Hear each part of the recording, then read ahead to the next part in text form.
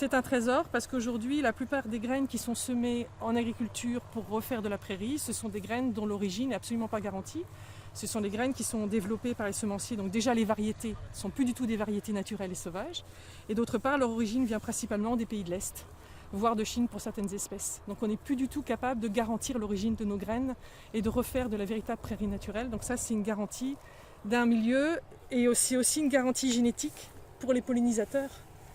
C'est-à-dire que l'abeille et les pollinisateurs locaux sont adaptés à nos espèces locales.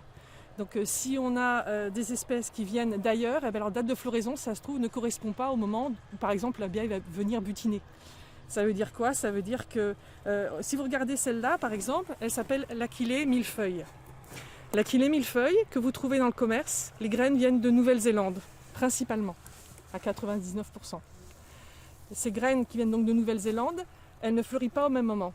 Ce qui fait que le pollinisateur va venir, mais il ne va pas trouver à manger, ni plus ni moins dessus. Donc ça veut dire disparition des abeilles et des pollinisateurs.